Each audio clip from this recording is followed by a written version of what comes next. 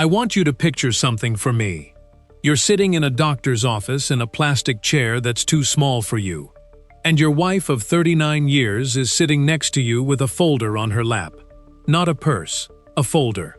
And the doctor's talking about options going forward and levels of care. And your wife is nodding along like she already knows what's in it. Because she does. She picked it up from the folder rack in the lobby of a place called Cedar Ridge on her way to pick up your prescription 2 weeks ago. And she says, gentle as anything, Walter, I just think we need to start looking at places. Places. Not a place. Places. Plural. Like she'd already been to more than one. I'm Walter. I'm 69 years old. And 8 months ago I found out my wife had a binder of nursing homes with sticky notes in it before she'd ever said a word to me about it. So I packed 2 suitcases and I moved to the Philippines by myself. But I'm getting ahead of myself. Let me back up. I spent 36 years driving a delivery route for a beverage distributor out of Harrisburg, Pennsylvania. Same route the last 18 years of it. I knew which loading docks flooded when it rained. I knew which store managers wanted small talk and which ones wanted you in and out in 4 minutes. My wife's name is Sandra. We got married in 1985. We raised 2 boys, Kevin and Todd. Both grown now, both a couple hours away. Both good boys in their own ways. About 3 years ago I had a stroke. A small one, they called it. Which is a strange thing to call something that changes your whole life. I was lucky. My speech came back within a few weeks.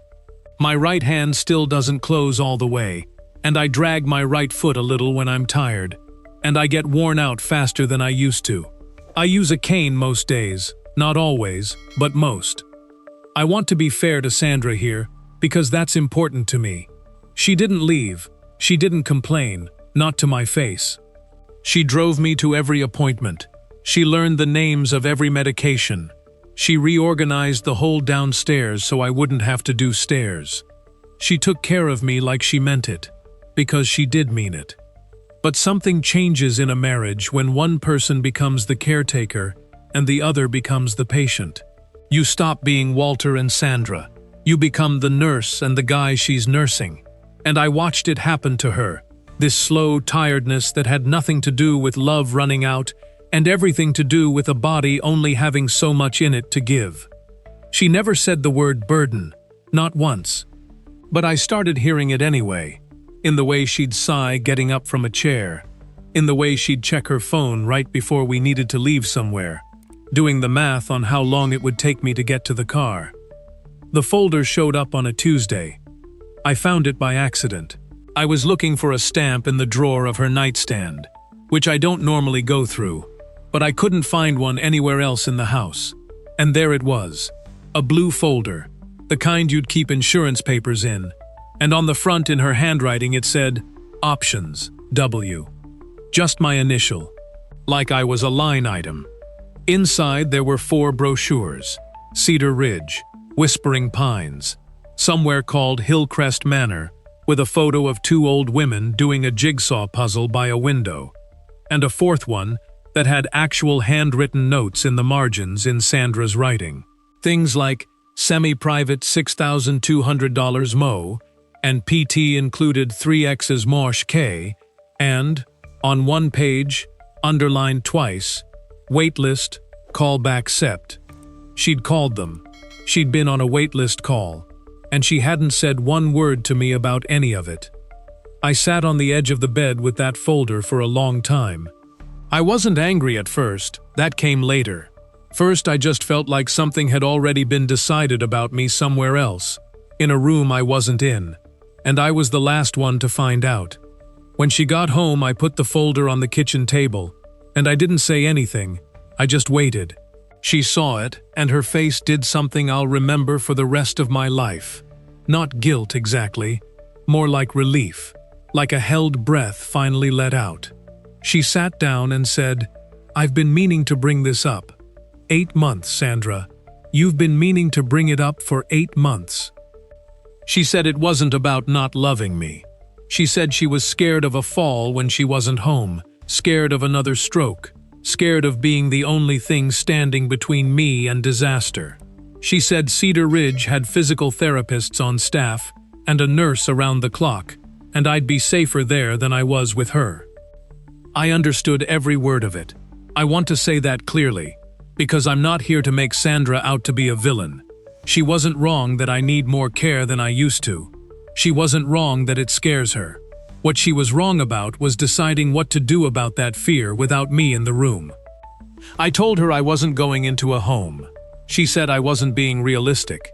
I said I was 69, not 99, and I could still think, still talk, still make my own decisions. And if she wanted to hand my life over to a folder, she could do it to somebody else's husband. That was a bad night. We didn't fix it that night, or the next one either. About 3 weeks after that, my nephew Danny, Todd's age, works in IT, always got his nose in something interesting, came by to help me set up a new tablet Kevin had bought me. And while he was fiddling with it, he mentioned, sort of offhand, that his buddy from college had moved to some island in the Philippines and was living better on his pension than he ever had in Pittsburgh. I don't know why that stuck the way it did. Maybe because it was the first thing in 3 years that had nothing to do with my hand, my foot, my medications, or my balance. It was just a fact about a place. A normal fact. The kind of thing people used to tell me before I became a patient. I started looking things up on that same tablet at night, after Sandra went to bed. Cost of living calculators, expat forums, videos of guys my age, some with canes, some in wheelchairs, some who'd had strokes worse than mine, walking around markets in places called Iloilo and Dumaguete and Tagbilaran, talking about their apartments, their caregivers, their lives. That's the word that got me. Caregivers, not nursing homes. Caregivers you hire, one-on-one, in your own home, for a fraction of what a facility costs in the States. I read for 2 months before I told a soul. I joined a couple of Facebook groups for retirees with disabilities living in the Philippines. I asked blunt questions. What happens if I fall? What happens if I need a hospital? What does a home health aide actually cost, and what do they actually do? The answers kept coming back the same. A trained caregiver, live-in, meals and laundry and help getting around included, ran somewhere between $200 and $350 a month, depending on the city and the hours. A private hospital visit for a fall or a scare ran a few dozen dollars, not a few thousand. And more than one person told me the same thing in different words. Over there. An old man with a cane isn't a burden to be managed. He's just an elder. They have a whole different relationship with getting old than we do. I didn't tell Sandra any of this. I know how that sounds, and I've made peace with it. I was tired of decisions being made about me in rooms I wasn't in, so for once I made one about myself, in a room she wasn't in. I told her in March. I sat her down at the same kitchen table where the folder had first come out, and I told her I wasn't going to Cedar Ridge, and I wasn't going to Whispering Pines, and I wasn't going to Hillcrest Manor with the jigsaw puzzle ladies. I was going to a city called Tagbilaran on an island called Bohol, and I was going to hire a full-time caregiver there, and I was going to live in my own apartment, on my own terms, for whatever years I had left. She thought I'd lost my mind. Her exact words were, "Walter, you can barely get to the mailbox some days. You want to do that 8,000 miles from your doctors?" I told her I'd already looked into the doctors. There's a private hospital there, Ramiro Community Hospital, with a rehab wing and physical therapists, and I'd already emailed them and gotten answers back within a day, in plain English, from an actual doctor. She cried. Not the quiet kind. She said I was punishing her, that she'd only ever tried to keep me safe, that I was going to end up dead in some apartment on the other side of the world and she wouldn't even know for days. I told her I understood why she was scared, and then I told her the thing I'd been sitting on for weeks, the thing that was hardest to say out loud. I said, "Sandra, I would rather fall down in my own kitchen in a country where I still get to be a man than sit safe in a hallway in Cedar Ridge, being somebody's assignment? She didn't have an answer for that. Nobody really does. Kevin and Todd both called within days of each other, obviously coordinated, obviously alarmed. Kevin was the calmer one. He asked practical questions, insurance, emergency contacts, how I'd get around. Todd was not calm at all. Todd said, flat out, "Dad, this is a stroke talking, not you," which was about the cruelest thing my son has ever said to me, and I told him so, and he apologized about a week later, but it sat between us for a long time. I flew out in April. Sandra didn't come to the airport. That was the hardest part, harder than the flight, harder than anything that came after. Danny drove me instead, and he helped me get my bags checked, and at the gate he shook my hand a little longer than a handshake usually goes, and said, "Go get your life back, Uncle Walter." The flight was long, 18 some hours with the layover, and my hip and my back were screaming by the end of it, and more than once over the Pacific, I wondered if Todd was right, and this whole thing was some kind of stroke-damaged fantasy I'd talked myself into. Then I landed in Bohol, and a woman named Nena was waiting for me at arrivals holding a sign with my name spelled right, which felt like a good sign after the day I'd had. Nena is my caregiver. She's 44, worked 12 years as a nursing aide before she started doing private care, and the agency I'd found matched us about 6 weeks before I flew out, so we'd already talked on video calls a dozen times. Still, meeting her in person, watching her take one of my bags without asking, watching her adjust her pace to mine without making a single comment about it, that's when it started to feel real. The apartment is on the ground floor of a small building near Tagbilaran's Plaza. No stairs, wide doorways, a walk-in shower with a bench and grab bars that Nena had arranged to have installed before I even arrived. 26,000 pesos a month. That's about $460, fully furnished. Nena's pay is on top of that, another 18,000.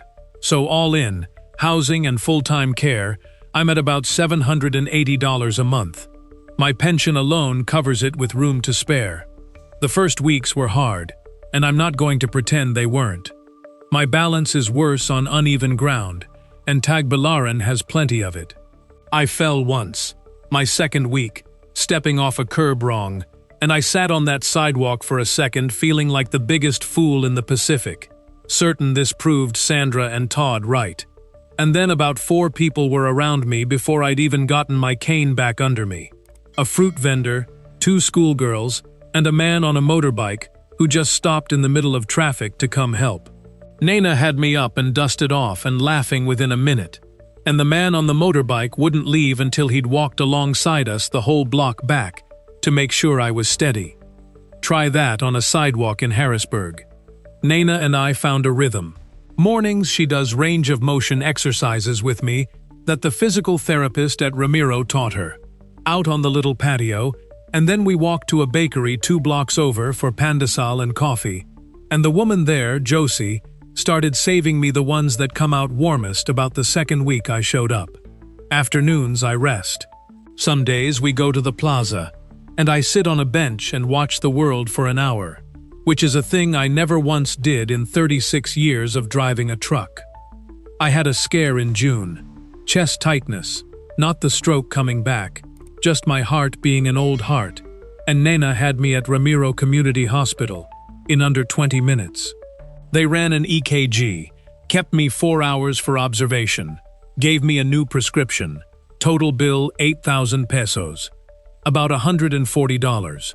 I called Kevin from the hospital bed, and I could hear him doing the math on his end, comparing it to what a 4-hour ER visit costs back home, and for the first time since I'd left, he didn't have a follow-up worry ready.